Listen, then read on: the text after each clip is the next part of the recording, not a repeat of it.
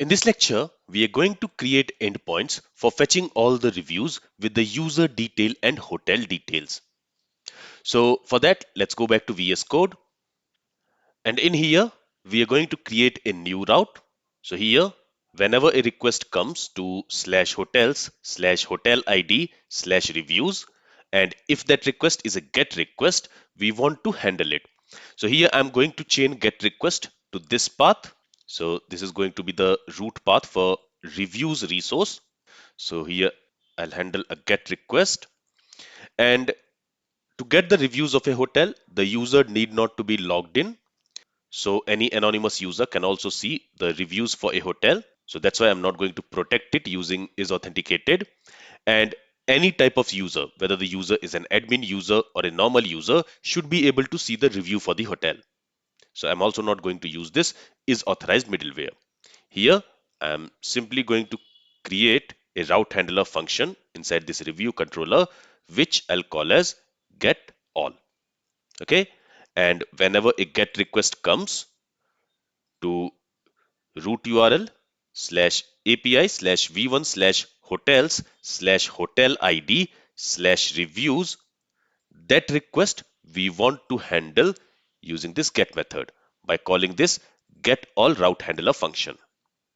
Okay, so all this you already know from the previous lectures. So here from the last few lectures, we are just repeating the things which we have learned in our previous lectures. But in order to create a fully fledged application, this is important. So that's why I have to repeat all these concepts again. But if you want, you can also go ahead and you can try to create this get all route handler function by your own. So it is like an assignment for you to try it by yourself first, and then you can come to this video again and see how I have implemented it. But anyway, let's save the changes here, and now let's go to review controller.js. And there I'm going to create a get all route handler function, and I'm also going to export it. So here let's say exports.getAll. To this again, first we are going to use catch async function, and to that we are going to pass an async function, an async route handler function. And this route handler function, it is going to receive the request object, it is going to receive the response object, and it is going to receive the next function. Okay. Now inside this route handler function, we are going to write the logic to fetch all the reviews. And doing that is very simple. So first of all, let me create a variable. I'll call it as reviews. And to fetch all the reviews on the review model, we can call a method called find, right? And this find method, it is going to fetch all the review document from the reviews collection, and it is going to return us an array with all those review documents. And this find method, it is going to run asynchronously. So here I'm going to use await keyword because we want to wait for the data to come, and as soon as the data arrives, we want to assign that data to this reviews variable. And finally, once we have all the reviews, using this response object, first we are going to set the status code. So here the status code is going to be 200, and then we are going to send a JSON response.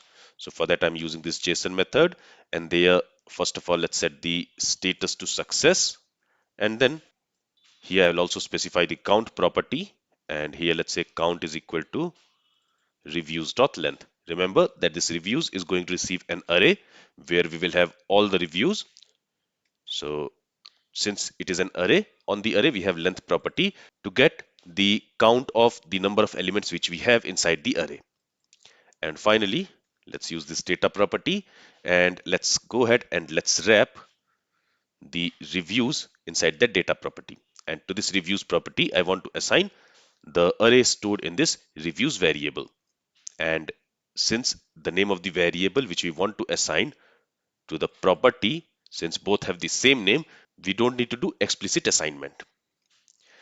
So in this way, we have created our route handler function. We have also defined a route, this get route. So whenever a get request comes to this URL, it is going to call this get all route handler function, and this get all route handler function, it is going to return us all the reviews from the reviews collection. Okay, so now let's go ahead and let's test this route. So let's go to Postman, and there first of all let me save this request where we are creating a review. So let's click on the save button. I'm going to call this request as create review, and in the book my stake collection, I'm going to create a new folder and I'll call it as reviews. And inside that folder, I'm going to save this request. Okay, so the request is saved. Now I will copy this URL. Let's open a new tab and I will paste that URL. So to the same URL which we used for creating a review, we are going to use the same URL for fetching all the reviews. The only difference is to create a review, we made a post request. Now to get all the reviews, we are going to make a get request. So here also the URL is root URL slash API slash v1 slash hotels. And then we have the hotel ID. Now we are not using this hotel ID in the route handler function. Okay, but we are specifying it because we have nested this reviews inside hotels resource. Basically, we have nested the reviews route inside the hotels route. So that's why we will also have an ID here. But here we want to get all the reviews. So from here, we are going to get all the reviews. And if I go ahead and if I make a get request, here we should get all the reviews. So you see in our reviews collection, we have two reviews. So we have received both of those reviews. So in this way, we have created a get route to fetch all the reviews. Now, in this route handler function, if you want to fetch only reviews for a given hotel, then what you can do is to this find method, you can pass a filter query where you can specify the hotel property. So for each review document, we have a hotel property which is storing the ID of the hotel for which that review is created. And to that, you can specify request dot params dot underscore ID. Not underscore ID, it should be hotel ID. Now here we will have access to this hotel ID because when we have created this review route, it is a nested route inside this hotel router, right? And when we are creating this review router, there we have used this merge params to true. That means this review router will also have access to the route parameters from its parent route, from this hotel route. And here, this hotel router, it is going to receive this hotel ID as the route parameter. That means this review router will have access to this hotel ID route parameter. And it is this hotel ID route parameter which we are trying to access here. And we are specifying it inside this filter query. So now if I save the changes and if we go back to Postman and there if I make a request, now we should get only those reviews which is associated with that hotel. So you see the two reviews which we created in our last lecture, we created it for this hotel ID, the hotel ID ending with F8236. If I go to Compass and there if I go to reviews collection, both of these reviews is created for the hotel whose ID ends with F8236. Okay, so that's why in the response we are receiving two reviews. But if I change the hotel ID, so if I go to hotels collection and here instead of the first hotel, if I use the ID of the second hotel, for this hotel we have not created any review. So in that case, this here should return us 0 documents. Okay, because for this hotel with this ID, we have not created any reviews. If I send the request, you see, we have received 0 reviews in the result. So this is also something which you can do. But what I want here is, for now, I want to get all the reviews. So I'll copy this line and I'll comment it and I'll keep it for your reference. And then let me go and let me paste it here. And from here, from the find method, let me remove this filter query. Okay. So now it will return us all the reviews. It does not matter what is the hotel ID in the request parameter. It is going to return us all the reviews for all the hotels. Now, if you see, if I make the request again, in the response, the review documents which we have received, there we have the user ID, the user ID of the user who has made that review, and we have the hotel ID of the hotel for which that review is made. Now here also we can use populate method to populate this user field with the details of the user who has made the review, and we can populate this hotel field with the details of the hotel for which that review was made. And doing that is very simple. We already know that when we are querying the document on that, we can go ahead and we can use populate method, and then we can specify the field which we want to populate. For example, if I want to populate the user, we will specify that field name, and then I also want to populate the hotel field with the hotel details. So I will have to use the populate method twice. Okay, and then here I can specify the name of the field which I want to populate. In this case, I also want to populate this hotel field with the hotel details. So we can do it in this way. But as I have mentioned previously also, that we can also do this, we can also populate the data using pre-query middleware. So in this lecture, let me show you how we can do it using pre-query middleware. Let's save the changes here and let's go to review model, and on the review schema, we are going to create a pre-query middleware. Okay, so on this, we are going to call the pre method, and here I'm going to specify that this pre-query middleware should run for all those queries which starts with find, like find by ID, find one, find, etc. So here I'm going to specify a regular expression where I will specify that run this query for all the query methods which starts with find. And then as the second argument, we are going to pass a callback function, and here I'll use regular function syntax because inside this function I want to use this variable, and an arrow function does not get its own this variable, but a regular function get its own this variable. So this function is also going to receive the next function. So first of all, let me go ahead and let me call this next function so that we don't forget it. And then before running this find query, so here this expression, it is going to return us a query object, and that query object will be assigned to this variable inside this pre-query middleware. On that this variable, on that query, basically on this query object, I'm going to call populate method. Okay, and then again we can specify which field do we want to populate, or we can also configure it using an object. So here I can specify the path.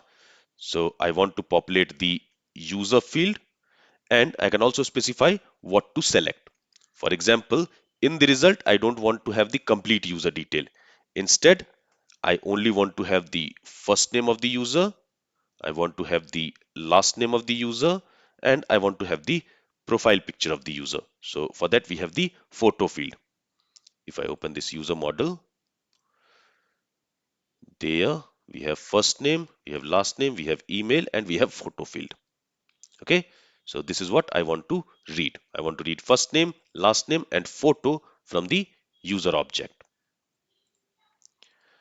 Okay, then I also want to populate the hotel field. So I will have to use this populate one more time. Here also I'm going to configure it by passing a configuration object, and here let's specify the path. So the path is going to be hotel, basically the hotel field of the review document which we want to populate. And then let's also specify select, and here I only want to select the name of the hotel. Okay, when we are showing the review, in the review we only want to show the name of the hotel for which the review has been made.